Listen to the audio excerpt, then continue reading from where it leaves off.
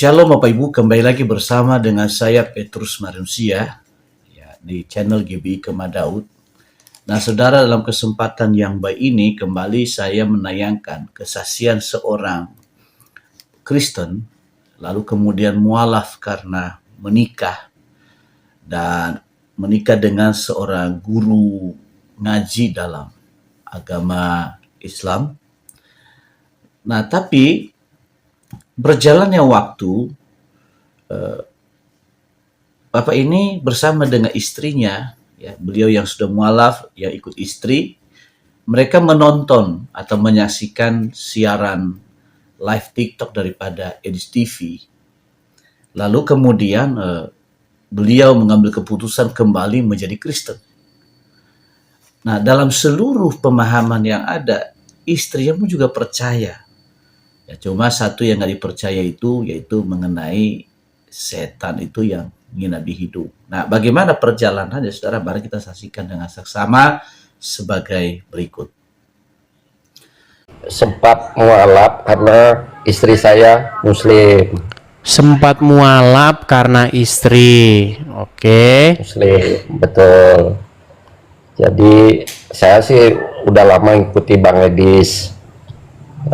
Dan artinya semua yang Bang Edis berikan edukasi itu bagi saya sih banyak sekali kebenarannya gitu. Hanya saja istri saya itu kan Muslim, jadi dia terlahir karena kan sudah Muslim. Di samping itu juga dulunya kan guru agama, guru ngaji gitu ya saya bilang. Guru ngaji. Jadi untuk meyakinkan istri bahwa ajaran, mohon maaf nih, ajaran yang ada di kitab suci atau Al-Quran itu apa yang Bang Edi sampaikan itu salah menurut dia gitu. Bisakah dia ngobrol di sini bersama-sama dengan kita? Kebetulan istri saya kan buka warung nih, kebetulan lagi ada pelanggan. Maunya sih tatap muka atau bicara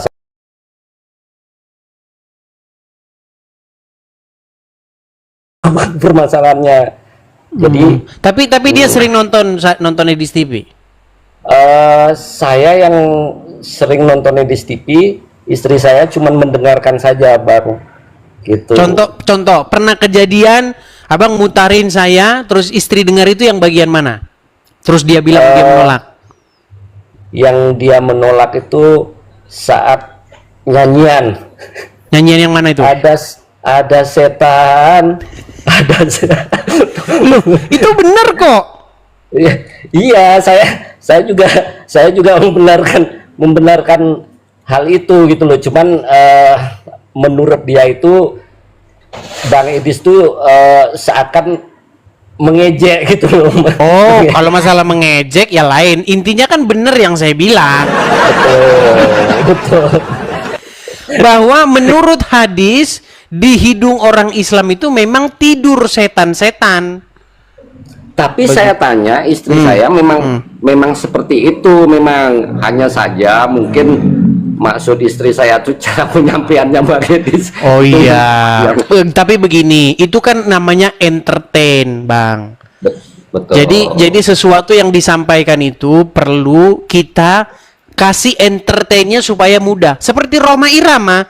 Rhoma Irama juga menyampaikan sesuatu dengan entertain. Misalnya dia bilang di dalam lagunya kan, mengapa kau Tuhan kan manusia. Saya juga bisa bikin entertain. Ya kan? Hai umat Islam. Tereret. Gitu sama itu. Jadi intinya yang kita bahas itu materinya aja begitu. Masalah penyampaian ya tentu ada entertain orang masing-masing gitu. Iya, betul Bang. Saya juga ya sering kasih tahu. Makasih Bang.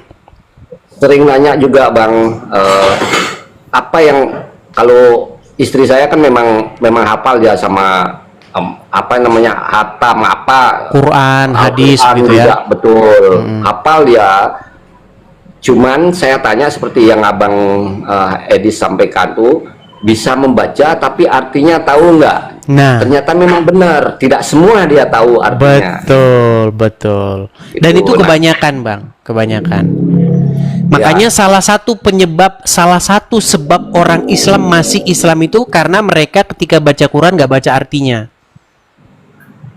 Makanya mereka itu nggak peduli dengan artinya. Mereka peduli dengan huruf-huruf Arab yang dibunyikan, lalu mereka mendapatkan pahala-pahala, mereka mendapatkan semacam entah bagaimana gitu jalan menuju surga. Itu yang terbentuk di dalam pikiran orang Islam, di dalam alam bawah sadar orang Islam.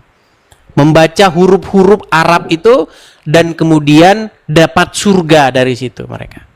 Masalah artinya mereka nggak ngerti. Ya, nah itu dah seperti yang disampaikan, seperti yang saya dengar juga tentang apa namanya, kalau nanti masuk Islam tuh dapat bidadari itu. Kalau saya pikir secara logika kok rasanya lucu banget seperti itu. Di samping itu juga, mohon maaf nih, saya juga pernah berdebat sama uaknya istri saya, karena waktu saya baru mau menikah, waktu itu saya diceramahi kalau umpamanya saya tidak masuk Islam bakalan masuk neraka katanya. Nah, saya balik bertanya waktu itu sampai akhirnya saya sempat dimusuhi lama karena saya balik bertanya, apakah uak tahu neraka dan surga itu ada di mana? Pernahkah ke sana? Saya bilang gitu. Kalau tidak pernah uak ke sana, tolong jangan ceramahi saya punya keyakinan saya. Nah, itu dia. Jadi memang begitu. Orang Islam itu kalau ditanya tentang agamanya itu biasanya tersinggung. Begitu. Karena memang orang Islam itu tidak terbiasa ditanya begitu. Jadi hanya mengimani saja, iman buta begitu. Seperti itu.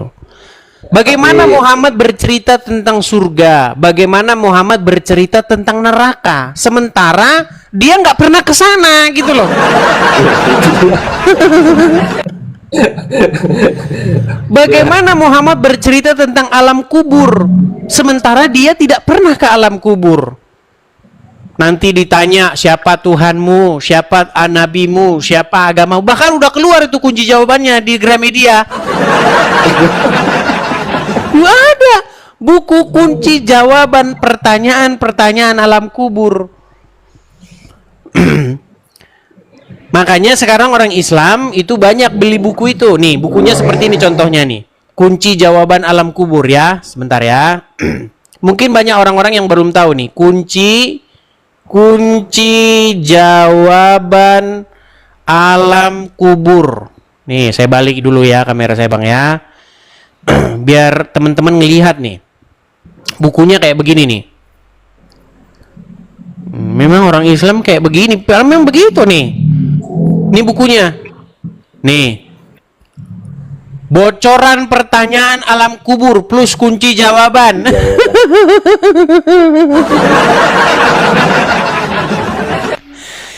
Jadi kalau zaman kita sekolah dulu ya, bocoran pertanyaan-pertanyaan Eptanas, pertanyaan-pertanyaan ujian nasional kan. Nah, kalau orang muslim bocoran pertanyaan alam kubur. Sementara Muhammad setelah dia masuk kubur nggak keluar-keluar lagi. Begitu. Ya itu sebenarnya membuat orang-orang Islam harusnya berpikir begitu loh. Saya ini ngajak supaya kita mikir. Kata Muhammad, ada yang disebut siksa kubur. Ternyata setelah saya pelajari siksa kubur itu didengar Muhammad dari orang Yahudi. Dan disebutkan apa penyebab siksa kubur. Ternyata seperti Ahmad Saroni ya dan anggota-anggota DPR yang misalnya bertingkah berbanyak pola begitu ya. Mereka itu gini. Kita kan tahu ya bahwa banyak anggota DPR itu yang korup. Betul. Bahkan DPR itu salah satu lembaga terkorup. ya kan? Iya. Dan banyak anggota DPR itu isinya orang-orang Islam. Nah, kenapa orang Islam tidak takut korupsi? Kenapa orang Islam takutnya daging babi? Coba, Betul. orang-orang di DPR yang Islam-Islam yang korup itu kalau nerima suap, nerima itu mereka mau. Tapi coba kasih daging babi, kiris kuping saya nggak bakal mau. Nggak bakal mau dia kalau daging babi. Ternyata setelah saya selidiki, ada sebuah pemahaman di dalam Islam tuh begini. Barang siapa yang mengucapkan 2 kalimat syahadat, dia masuk surga. Mau dia mencuri, mau dia berzina, masuk surga. Itu ajaran Muhammad. Makanya ini ajaran Islam ini memang sangat-sangat luar biasa ini. Berarti kalau begitu saya dulu waktu menikahin istri saya kan baca syahadat. Berarti saya Nah, masuk surga itu. Masuk surga menurut agama Islam. Nah, itu makanya. Ada riwayatnya itu, Bang. Ada riwayatnya. Jadi seorang bertanya kepada Muhammad, walaupun dia berzina, ya Rasulullah, walaupun dia mencuri, iya. Sekalipun dia berzina, sekalipun dia mencuri, kalau dia mengucapkan kalimat syahadat, masuk surga. Pantas anggota DPR pada korup. Iya. Nanti dibilang saya mengada-ngada. Banyak orang muslim mengatakan saya mengada-ngada, tapi itu benar. Nih, biar ya muslim ya, karena selalu ada saja orang-orang baru di sini ya. Ya. Perhatikan. Sabar ya.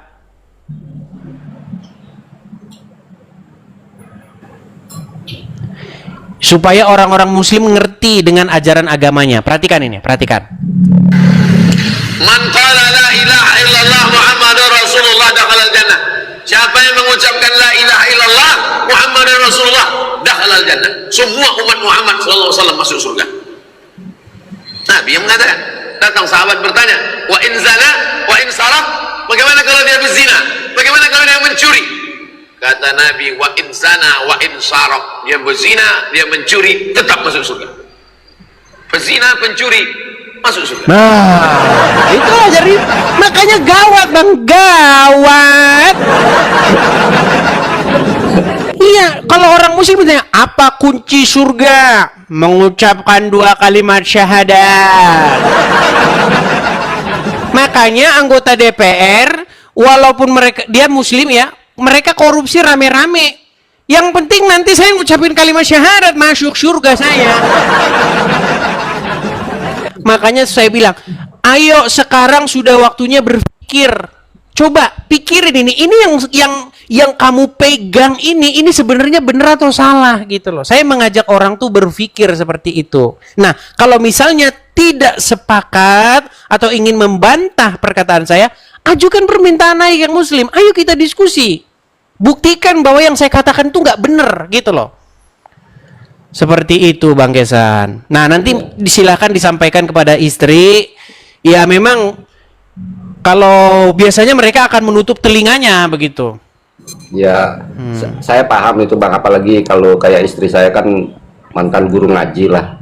Jadi kalau saya bilang kitab kuning dia ya bisa, kitab gundul juga bisa, cuman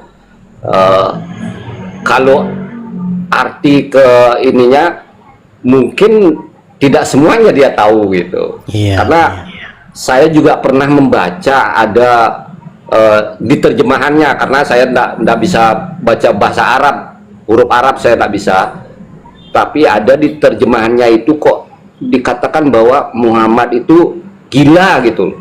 Itu kan di dalam, ya ada ayat dalam Al-Quran yang mengatakan bahwa orang-orang, sebenarnya itu orang-orang mengatakan, hai orang yang kepadanya diturunkan Al-Quran, sesungguhnya kamu majnun atau gila.